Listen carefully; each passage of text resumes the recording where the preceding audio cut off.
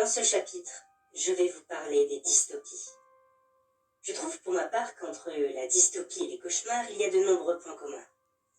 Les deux représentent un monde sombre où il se passe de terribles choses, les deux reflètent les plus grandes peurs de l'humanité, et les deux peuvent provoquer de fortes émotions telles que l'angoisse, le malaise, la tristesse, voire même la colère. Donc, nous pouvons dire que tous les cauchemars sont des dystopies. Et les dystopies des cauchemars? Voilà un sujet philosophique qui va être le sujet principal de notre chapitre. Et la personne que nous allons suivre dans cette funeste vision sera Dieter, un homme qui rêvait de perfection. Une perfection qui n'acceptait aucune forme d'imperfection. Pour lui, tout ce qui n'était pas parfait selon ses critères ne méritait pas d'exister. Et ces critères, disons qu'il avait une vision bien précise de ce qui pour lui était supérieur et inférieur. Et il a été responsable de tellement de morts. Enfin, ça fait presque un siècle que cette histoire s'est déroulée. Et il fait peut-être partie des rares personnes dont je ne regrette absolument pas le sort au vu de ce dont il est responsable. J'ai beaucoup hésité sur le cauchemar que j'allais lui faire subir quand j'ai vu les raisons qui l'ont fait atterrir ici. Lui donner le monde de ses rêves et en faire un paria dans celui-ci, pour ainsi le rendre victime de ses propres critères, qu'il ne remplissait même pas. Un monde où ceux qu'il avait en horreur dirigeaient, et où il se retrouvait désormais à la place de ceux qui ont souffert par sa faute. Ou alors, un monde où il se ferait hanter et maltraiter par toutes ses victimes. Mais ce n'était pas encore assez. Je voulais qu'il souffre, au moins pour toutes les vies qu'il avait détruites. Lorsque j'eus une idée, mais j'allais devoir faire quelques changements sur son apparence et faire en sorte que son âme ne se brise pas avant que je ne sois satisfaite. Ce qui allait me demander beaucoup de temps et d'efforts. Mais finalement, une fois tous les préparatifs terminés, je plaçai Dieter dans le monde que je lui avais créé. Et donc, à son réveil, il se sentait mal.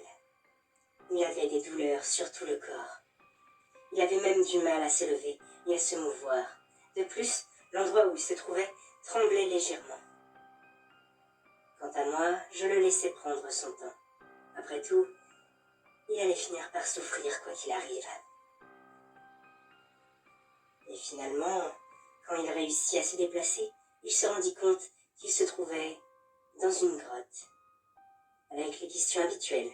Qui suis-je et qu'est-ce que je fais là?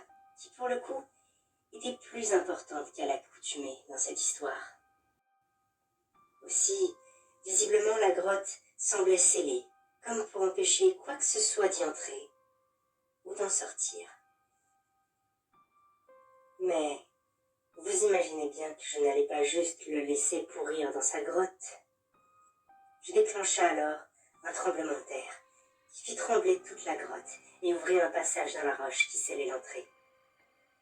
Une des choses plutôt drôles quand je faisais vivre les cauchemars aux âmes qui finissaient ici, c'était que j'étais comme une déesse toute puissante, qui avait tout contrôle sur ce monde et ce qui le composait.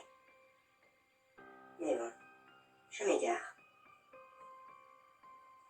Une fois que les secousses prirent fin, Dieter vit émerger du nuage de poussière et des débris rocheux un rayon de lumière. Il décida donc de sortir, et quand il sortit de la grotte, il vit que celle-ci avait elle-même été entourée d'un mur qui avait lui aussi été détruit en partie à cause du tremblement de terre. Ce qui lui fit se poser de nouvelles questions, comme pourquoi entourer une grotte qui visiblement était déjà scellée d'un mur? Il se demandait même s'il avait bien fait d'en sortir, en réalisant que c'était peut-être lui qu'on avait enfermé. Plus il réfléchissait, plus les questions se bousculaient dans sa tête, et plus de nouvelles questions naissaient. À tel point qu'il en avait la migraine. Il arrêta donc de réfléchir et commença à avancer. Peut-être que les réponses à ces questions l'attendaient plus loin. Il avança donc comme il pouvait, malgré son corps qui lui faisait mal à chaque pas et sa difficulté à marcher.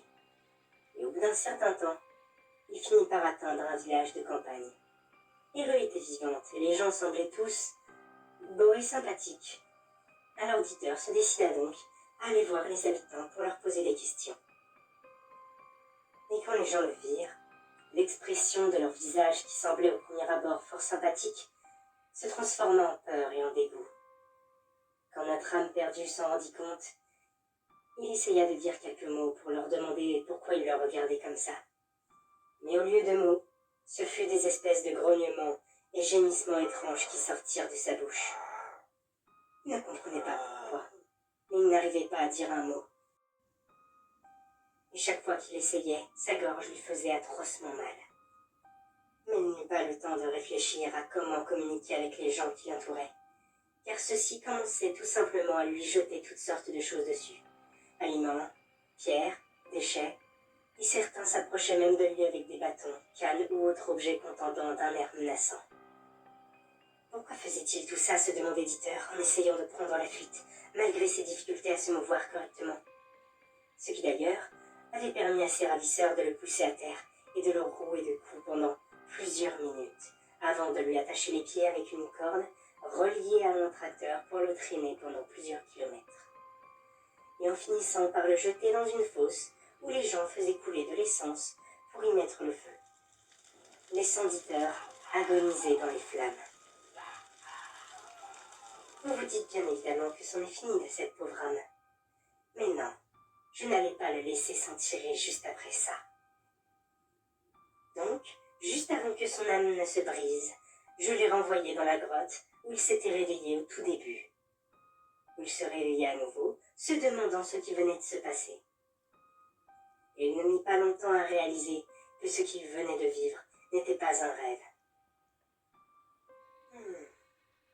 Techniquement, si un peu, même si ce n'était pas qu'un simple et inoffensif rêve.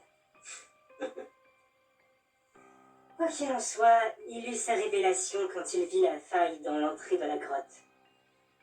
Et vu ce qui venait de lui arriver quand il en est sorti, il n'avait plus vraiment envie de quitter cet endroit. Mais vous savez sûrement que je n'allais pas le laisser gentiment rester dans son coin. Alors, après plusieurs minutes où il essaya de se calmer et oublier le passage où il avait fini en rôti, une meute de loups affamés pénétra dans la grotte et ils mirent pas longtemps avant d'encercler le malheureux, mort de peur, lâchant des gémissements et des grognements en essayant de supplier pour sa vie. Mais bien sûr, les canidés se jetèrent sur lui et le déchiquetèrent sauvagement. Je vous passe les détails car l'histoire est encore un peu longue. Quand il se réveilla après s'être fait dévorer, il comprit que la grotte n'était pas un lieu sûr. Donc il la quitta à nouveau. Il tomba sur un chasseur qui le prit pour une affreuse bête sauvage et se mit à le traquer. Pour finir, quand il le rattrapa, par le tuer d'une balle dans la tête. Une nouvelle mort, un nouveau réveil. Dieter chaque fois trouvait la mort de bien des façons, avant de réapparaître dans la même grotte. Mort de faim, belle empoisonnée, chute mortelle, noyé, battu à mort, et j'en passe. Il a dû subir une bonne dizaine de fins avant que je ne décide de lui offrir les réponses à ses interrogations. Et donc, après de multiples morts, plus ou moins douloureuses, il se réveilla à nouveau dans ce lieu maudit, qui ne semblait pas décidé à le laisser mourir. Mais cette fois, à l'intérieur, devant l'entrée, un homme était assis sur une sorte de chaise pliable et regardait silencieusement Dieter, qui, à la vue de l'homme qui lui faisait face, fut pris de panique. Après tout, chaque contact avec un autre humain lui avait valu une mort violente. Néanmoins, après plusieurs minutes où le pauvre homme s'était recroquevillé sur lui-même en gémissant, rien ne s'était passé. Pas de coup, pas de douleur, autre que celle qu'il ressentait déjà de base. Il regarda alors l'homme qui l'observait toujours, qui finit par lui demander « C'est bon, vous êtes calmé ?» Un peu surpris, Dieter répondit doucement et timidement oui de la tête. en se redressant comme il pouvait. Puis, le mystérieux homme répliqua « Bien. Je vais alors pouvoir tout vous expliquer. La raison de votre présence, pourquoi vous êtes ainsi, et pourquoi les gens vous ont traité de cette façon quand ils vous ont vu. » Dieter essaya de parler pour lui poser d'autres questions. Mais il ne put encore que produire ces ignobles gémissements, alors que sa gorge lui faisait horriblement mal. Ce qui fit réagir son interlocuteur, qui lui répondit « Je ne vous comprends pas. Votre corps est dans un tel état que ça doit être désormais impossible pour vous de parler. De fait, laissez-moi tout vous expliquer sans m'interrompre, je vous prie. » Dieter fit oui de la tête, un peu tristement. Suite à ça, l'homme commença ses explications. Je ne vais pas passer par 4 chemins. Un jour, une divinité est entrée en contact avec l'humanité et a alors fait une proposition. Tous les malheurs, toutes les maladies, toutes les souffrances, toute la laideur de l'humanité seraient réunis à l'intérieur d'un seul être humain, en échange de quoi le reste de la population mondiale actuelle et à venir serait alors débarrassé de tout ça. Et ne garderait même aucun souvenir de toutes ces choses.